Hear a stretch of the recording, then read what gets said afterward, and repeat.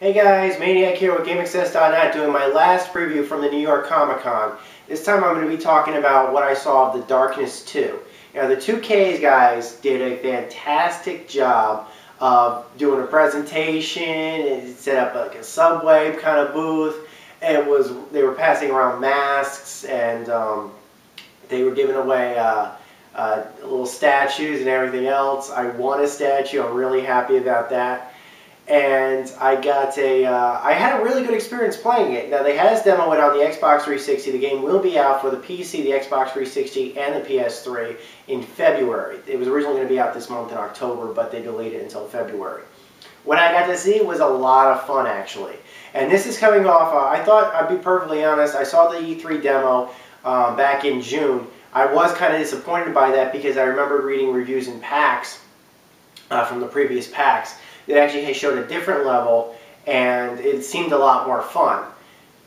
Needless to say, the level demos that they included with the demo that I got to play at the Comic-Con was including some of the levels I saw in PAX, or saw from the PAX previews, which was awesome. They also included some new stuff that I hadn't seen that nobody had talked about, so there was a lot of new material that they included with it. The game started off really, really awesome. Just like people said in the PAX demo, it kind of tells two stories in the very beginning.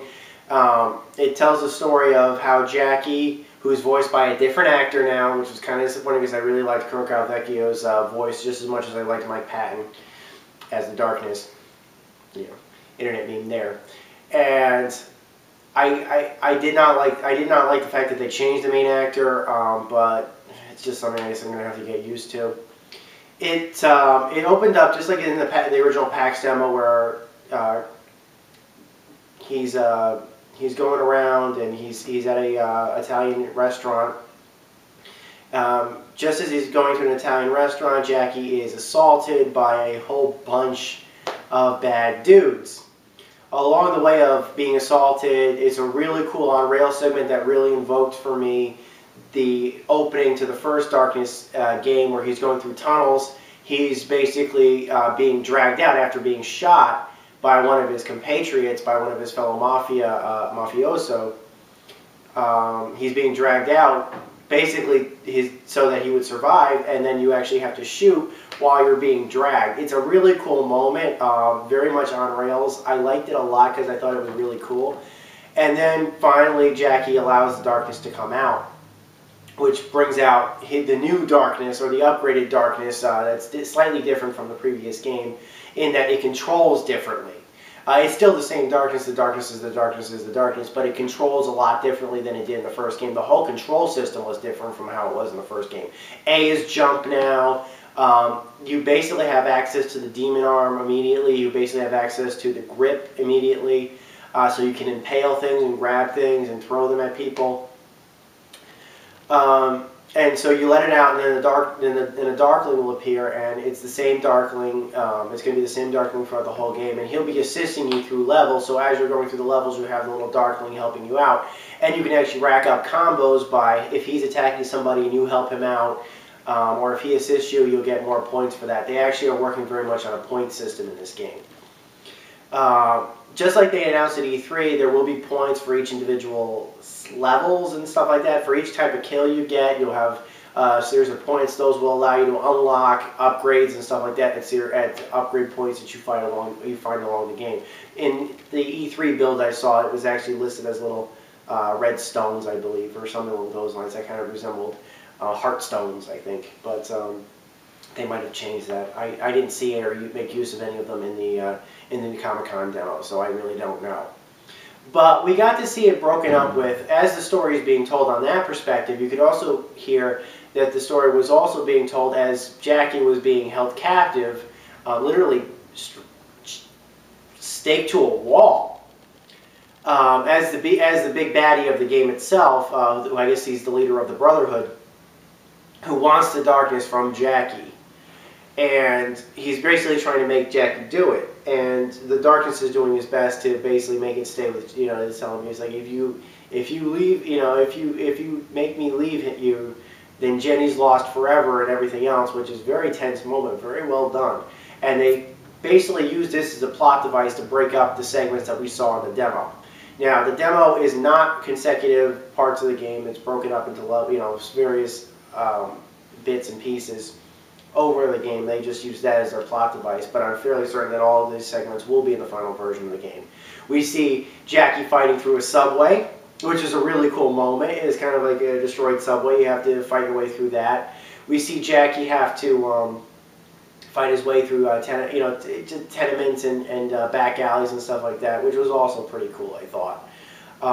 The way that the game works and the way they described it, imagine that you can use that. You can use one button or one bumper. I believe it was supposed to be this side of the screen. For the people who are watching it, it might be in reverse. But the right bumper was to use to stake your enemies. And the left bumper they kind of described as the gravity gun, which will allow you to pick up and throw things at enemies. It took a while for me to be able to get the mechanics down for how to pick up a stake and just throw it. I don't know if that has to do with just my clamminess about not being familiar with the controls, or just the how the game was designed. Maybe it was just a little bit tougher. I might have been standing in the wrong place. I might have been, but it took me a while to get that to get at least the impalement system working. Particularly because I was having trouble picking up one of those poles that I was going to use to impale, and I couldn't continue with the segment until after I did it. But after about 3 or 4 minutes, I was able to finally get through it. I told the technician about that, and he heard that. So. That was the only problems I was having in the game. Of course, obviously you will be able to dual wield weapons just like you did in the first game. There's automatic weapons, there's semi-automatic weapons, which is great. It looks like a lot of fun. The comic book look that they're doing with it still fits with the Darkness abilities. Obviously, anybody who's seen the recent trailers for it has a pretty good look about what the comic book look for it is. I don't know how I feel. I mean, the first game they went for a realistic look. I like that a lot. I always appreciate whenever they try to make comic books look realistic and things like that. Obviously, it's worked pretty well for the recent Batman movies. But I always liked I always kind of liked when things were getting grounded. Obviously, because they're no longer grounding this with the comic book look and everything else, it's going to have its own type of style and probably more invoking of the comics, which I guess is what they're going for. And it's still a fun game. Obviously, it was still a fun game to play. It's coming in, like I said, it's coming in February. There is going to be a collector's edition. I don't think they're going to charge a premium for it. Should be coming to the platforms, its respective platforms, which is cool. I'm definitely going to be giving this a day one purchase. From what I played, it looked like a lot of fun. And definitely was very atmospheric and things like that. And you'll probably be able to expect more Darkness content and more Darkness news from the website in the coming months.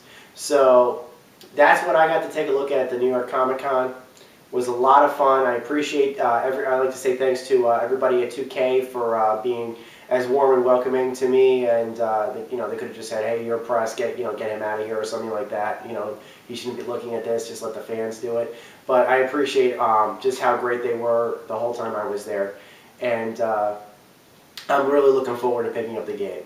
Until next time, this is Maniac with GameAccess.net. Over and out. Take care.